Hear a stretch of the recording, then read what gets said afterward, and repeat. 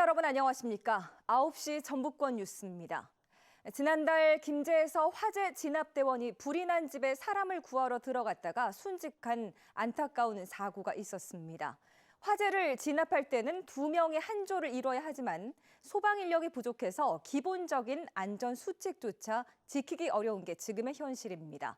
소방대원들을 만나서 어떤 어려움을 겪고 있는지 직접 들어봤습니다. 김규희 기자입니다. 화재 출동. 안내방송이 나오자 곧바로 출동 채비를 갖춥니다. 화재 진압 대원은 모두 3명. 운전과 장비 조작을 맡는 1명을 빼고 나면 불을 끄는 데 가용할 수 있는 인력은 2명뿐입니다.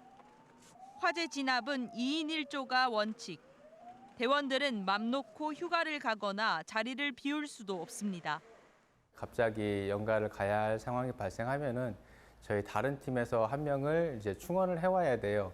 연가를 취소하는 경우도 있긴 있습니다. 이 센터의 막내 소방관은 임용된 지 2년이나 지났지만 임용 후 소방학교에서 하는 실화재 교육을 단 한 차례도 받지 못했습니다. 불이 난 공간에서 단계별 화재 특징과 안전 확보 방법 등을 가르치는 실화재 교육은 경험이 부족한 새내기 소방관에게 꼭 필요한 훈련이지만 기회조차 얻기 쉽지 않습니다. 인력이 부족한 상황에서 선뜻 교육 일정을 잡기 어려운 데다 소방학교가 있는 광주나 충남까지 가야 하는 번거로움에 인원 또한 제한돼 있기 때문입니다.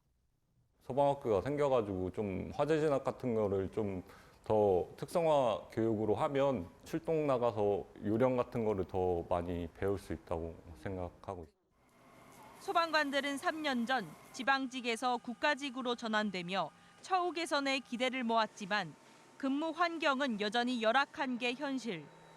안전을 위해선 체계적이고 지속적인 교육과 함께 이를 뒷받침할 인력 증원이 뒤따라야 합니다.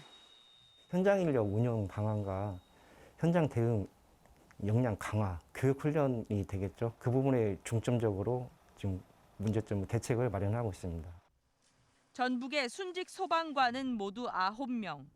안타까운 희생이 반복되지 않도록 대책 마련이 시급합니다.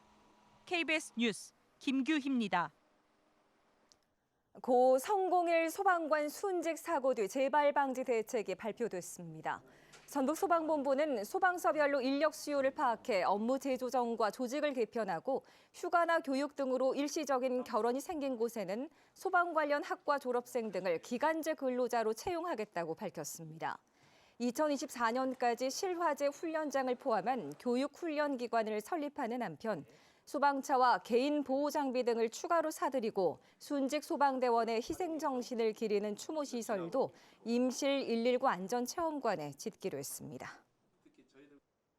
전주시가 최근 입법 예고한 도시계획 조례 개정안을 두고 논란이 이어지고 있습니다. 환경단체는 전반적인 용적률 완화 방침에 지역의 건축사회는 용도에 따라 용적률을 적용하는 용도 용적제에 각각 반발하고 있습니다.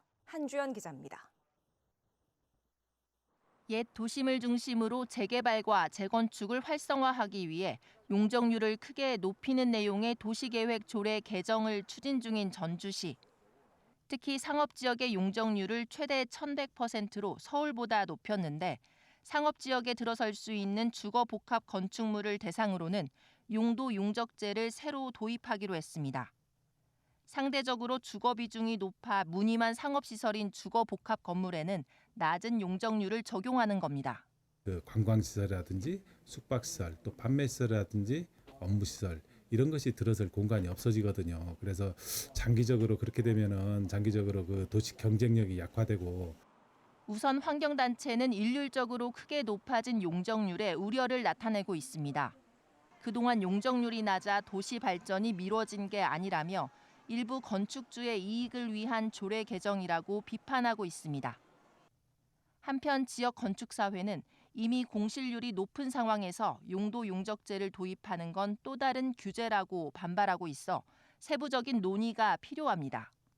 관광이라고 한 거 엮어졌었을 때 상업이라고 하는 것과 일반 주거지역 안에서 또 상업 주거지역하고 밀접되어 있는 상업지역에서의 공간과는 전 다르다는 생각이 들거든요. 그래서 디테일한 부분까지 시의회 심의를 앞두고 쟁점이 된 전주시의 도시계획 조례 개정안. 도시 경쟁력을 높이고 지역 경제를 활성화하려는 취지를 살릴 수 있을지 주목됩니다. KBS 뉴스 한주연입니다. 완주와 전주 지역 30대와 40대 청장년들이 완주-전주 통합 청장년 추진위원회를 출범했습니다. 추진위원회는 앞으로 지역 소멸 위기 대응과 생활권, 행정구역 간의 불일치에 따른 완주와 전주 지역 주민 불편을 없애기 위해서 통합을 추진할 예정입니다. 또 과거의 하나였던 완주와 전주의 정체성을 되찾고 두 시군의 여러 자원 등을 연계해서 도시 경쟁력을 높이는 데 힘쓰겠다고 밝혔습니다. 요즘 웬만한 점심 밥값이 10,000원 안팎까지 올랐습니다. 치솟는 물가에 점심 한 끼 사 먹기도 참 부담스러워졌는데요. 상대적으로 저렴한 편의점 도시락이 인기를 끌면서 품귀 현상까지 빚고 있다고 합니다. 이 소식은 오정현 기자입니다. 전주 도심의 한 음식점입니다. 점심으로 먹을 만한 웬만한 메뉴는 모두 10,000원이 넘습니다. 이 식당도 순대국밥 한 그릇이 10,000원이나 합니다. 콩나물국밥도 어느새 8,000원까지 올라 서민 음식이란 말도 이제 옛말이 됐습니다. 좀 부담이 되긴 하는 것 같아요. 한 6,000원에서 7,000원. 식당들도 할 말은 많습니다. 재료값 인상에 전기와 가스요금, 월세와 인건비 등 오르지 않은 게 없어서입니다. 재료값이 올라가고 어떻게 감당을 못하겠어. 부담스러운 점심 한 끼. 절반 가격에 편의점에서 해결하려는 사람들이 늘고 있습니다. 점심밥 값으로 10,000원 이상이 드니까 너무 부담이 돼서 편의점 이용을 한 일주일에 2-3번 정도. 이 편의점은 점심시간이 다가오기도 전에 도시락 메뉴가 모두 팔려 동났습니다. 금방 나왔네. 금방 오자마자 금방 두 개가 다 가져가 버려요. 편의점마다 품귀 현상이 벌어질 만큼 도시락이 인기입니다. 점심시간에 간단하게 때우러 오시는 분들도 많이 들었고 도시락 같은 것도 많이 잘 나가고 있습니다. 점심플레이션이란 신조어까지 낳은 고물가 시대. 점심 식사 문화도 바꿔놓고 있습니다. KBS 뉴스 오정현입니다. 제22대 총선이 1년 앞으로 다가오면서 전북 정치권이 지역구 10석을 지켜낼지 관심이 쏠리고 있습니다. 국회 전원위원회가 오늘부터 나흘 동안 중대선거구제와 소선거구제, 비례대표제 등 3개 선거제 개편안을 놓고 토론할 예정인데 전북 여야 정치권은 지역구 10석을 반드시 지켜내겠다고 밝혔습니다.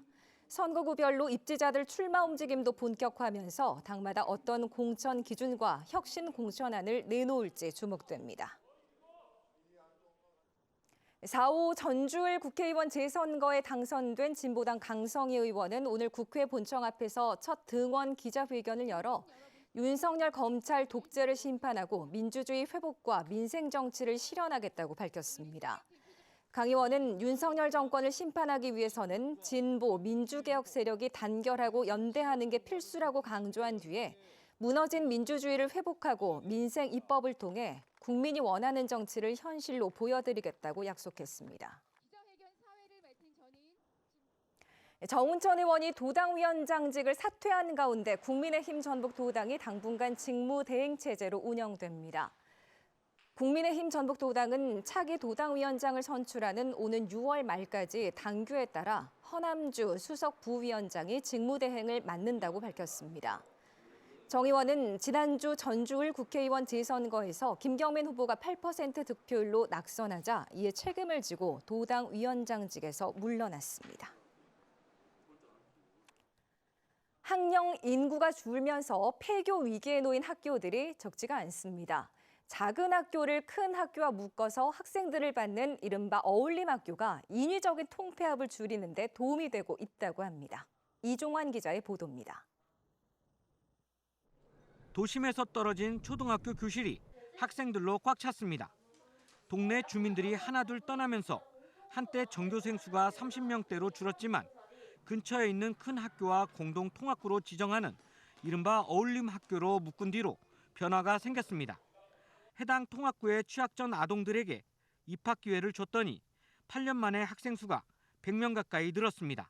문의사항은 계속 오고 있는 상황인데요. 학교 크기가 어느 정도 정해져 있다 보니까 오고 싶다고 해서 다 올 수 없는 좀 아쉬운 부분이 있습니다.